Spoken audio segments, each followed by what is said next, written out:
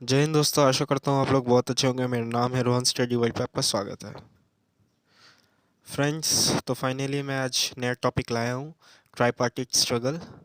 Friends, one of the important and interesting chapter of medieval history है, medieval history की है, बहुत ही important. इससे पहले वर्धना डायनेस्टी थी और उससे पहले गुप्ता डायनेस्टी थी। फ्रेंड्स, एक दिन मैं पूरा सीक्वेंस ले आऊँगा, कितने सारे किंगडम आए, कितने सारे पीरियड टाइम सीक्वेंस, सब मैं एक वीडियो में कवर करूँगा, स्टार्टिंग से एंड तक, एंशियंट से पूरे अभी टिल नाउ तक कवर करूँगा, एक वीडियो में लाऊंगा एक दिन। फ्रेंड्स, गुप्ता डायनेस्टी और वर्धना डायनेस्टी ये इकलौते डायनेस्टी हैं जो पूरे नॉर्थ इंडिया को डोमिनेट किए थे पूरे हिस्ट्री में। इनको छोड़ के जितने भी किंगडम आए कोई नहीं कर पाए थे। किसी ने कम, किसी ने ज़्यादा किया, लेकिन कंप्लीट किसी ने नहीं कर पाया। कंप्लीट पूरा हाफ नॉर्दर्न इंडिया तक नहीं कर पाया, किसी ने नहीं कर पाया। यहाँ तक इवन गुजरात तक कवर किया था गुप्ता और वर्धना डायनेस्टी ने। और आफ्टर हर्षवर्धन, जैसे कि आप लोग जानते होंगे, 6 to 647 AD तक उनका राइन था, हर्षवर्धना का। उसके बाद एक पॉलिटिकल वैक्यूम कह सकते हैं स्टार्ट हो गई थी इंडिया में। तीन बहुत बड़े किंगडम राइज किए, ईस्टर्न पार्ट से राइज किए द पाला, जिसके पहले रूलर थे आपके गोपाला, फिर धनपाला उनके बेटे हैं, फिर देवपाला। उसके बाद आ जाते हैं Gurjar Pratiharas. Gurjar Pratiharas basically western part के थे, आपके गुजरात, मालवा, मध्य प्रदेश के कुछ पार्ट्स को, और ईस्टर्न राजस्थान को डोमिनेट करते थे। जिनके पहले रूलर थे नागभट्ट वन, गुर्जर प्रतिहारास के। फिर नागभट्ट टू आए, फिर और भी दूसरे सारे उनके ही सक्सेसर्स आते रहे। और and at the end Deccan में थे राष्ट्रकूट्स। राष्ट्रकूट्स थे सबसे one of the powerful ruler, यही थे। और बहुत ही लेंदीएस्ट इनका जो राइन था, राष्ट्रकूट का जो राइन था वो भी बहुत लेंदीएस्ट था। इन दोनों के बीच में क्लैश हुआ था, जिसे हम पॉलिटिकल वैक्यूम भी कहा गया है, कन्नौज ट्रायंगल भी कहा गया है, और ट्राईपार्टीट स्ट्रगल भी कहा गया है, इन्हीं तीनों के वजह से। आप खुद भी देखिए मैप में, पर्पल वाला पार्ट, ग्रीन वाला पार्ट, और यहाँ पे लाइट सैफरन वाला पार्ट, ये आप खुद देख लीजिए। ये तीनों ही एक ट्रायंगुलर पार्ट में है या ट्रायंगुलर शेप में है, आप देख सकते हैं।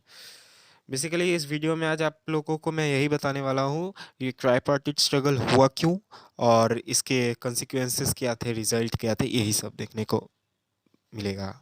आगे देखते रहिए।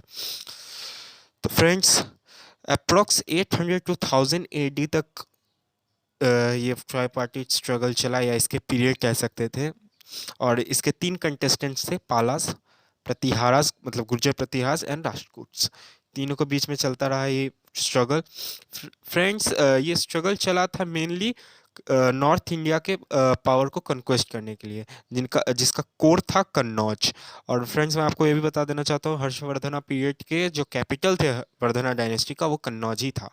और इसी के लिए, कन्नौज के लिए ये ट्राईपार्टीट स्ट्रगल हुआ तीनों के बीच में, इसके पावर को कन्क्वेस्ट करने के लिए। लेकिन इन तीनों में नॉर्दर्न इंडिया को लंबे समय तक कन्क्वेस्ट करने वाला पालाजी थे, जिनका फर्स्ट रूलर थे गोपाला, फिर धनपाला, फिर देवपाला। फिर उसके बाद पाला डायनेस्टी आस्ते आस्ते डिक्लाइन होने लगी आफ्टर देवपाला, क्योंकि उतने कैपेबल वो नहीं रह चुके थे अपने प्रेडेसेसर्स के तरह, अपने पूर्वज के तरह। जो सबसे एफिशिएंट थे धर्मपाला, बहुत ही ज़्यादा एफिशिएंट थे उनके टाइम में, मतलब कह सकते हैं पूरा ईस्टर्न इंडिया जो थे वो डोमिनेट कर रहा था पूरा नॉर्दर्न इंडिया को। बहुत सारे डेवलपमेंट्स भी हुए उस टाइम में, जैसे कि विक्रमशिला यूनिवर्सिटी इस्टेब्लिश धर्मपाला ही ने करवाए थे। और वहीं हम बात करें गुर्जर प्रतिहारास के, तो वो राष्ट्रकूट के संग उनका क्लैश होते ही रहता था। मतलब ऐसा नहीं कह सकते राष्ट्रकूट के संग ही उनका क्लैश होता था, तीनों के संग उनका, दोनों के संग उनका क्लैश होते रहता था। ये तीनों अपने एक दूसरे से क्लैश होते ही रहते थे बीच बीच में, टेरिटरी को लेके या अपने किंगडम को लेके।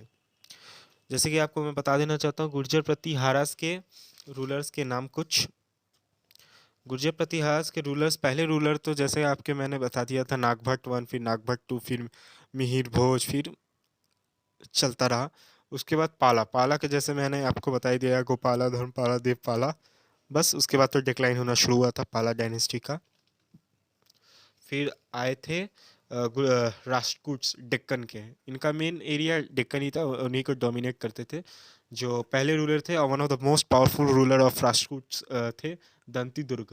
देन कृष्णा वन, फिर Dhruva, Govind three, Amogh Varsha, Indra three, Krishna three, ये सब आते रहे। फिर आस्ते आस्ते इनका भी डिक्लाइन हुआ। इनका डिक्लाइन होना शुरू हुआ 966 के बाद हुआ था इनका डिक्लाइन।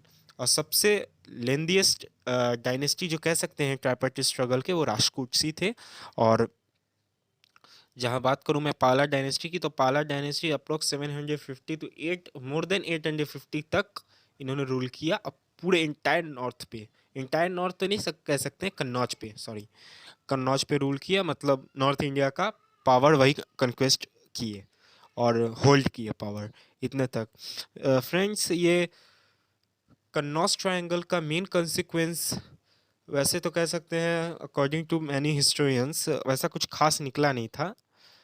लेकिन इनका मेन लेंदिएस्ट चलने वाला डायनेस्टी और पावरफुल एंड तक, मतलब ट्राइपार्टी स्ट्रगल का एंड तक बने रहे थे, राष्ट्रकूट्स ही बने रहे थे। मैक्सिमम बैटल्स यही लोग जीते थे, राष्ट्रकूट्स ही जीते थे। लेकिन और आप लोगों को एक चीज़ बता देना चाहता हूँ, राष्ट्रकूट्स साउथ इंडिया का लाइफलाइन कहा जाता था इन्हें। मतलब कि ये ना ही साउथ इंडिया में थे, या ना ही नॉर्थ इंडिया में थे, बीच में थे।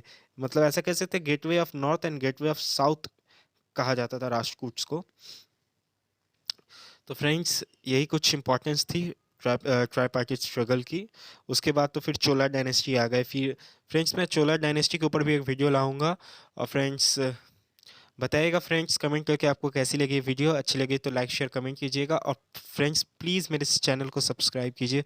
बहुत ज़्यादा सपोर्ट की ज़रूरत है आप लोगों को। ऐसे ही आप वीडियो वॉच करते देखिए, देखते रहिए।